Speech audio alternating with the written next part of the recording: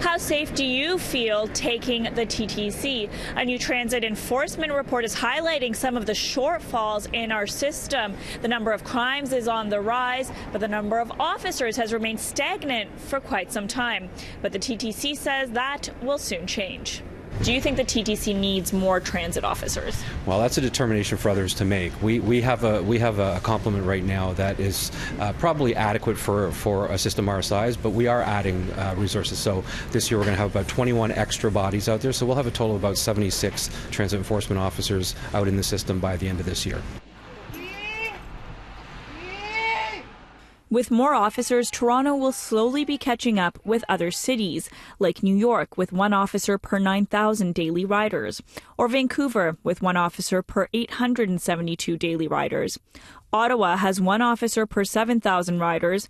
Toronto is far behind with 1 officer per 30,000 riders. That number will change to 1 per 22,000 later this year. It seems like the number of officers is very low. There are different models around North America. So yeah, I mean there are areas that will have more people. So they base their numbers on their needs. We've seen some of the disturbing incidents over the past year, assaults and stabbings at subway stations, and now we are seeing the latest concrete numbers. In its annual transit enforcement report, the TTC says in 2018 there were more than 20,000 calls for service, a 30% increase from the year before. There was also a 7% increase in criminal code offences in 2018 and a 33% increase in apprehensions under the Mental Health Act.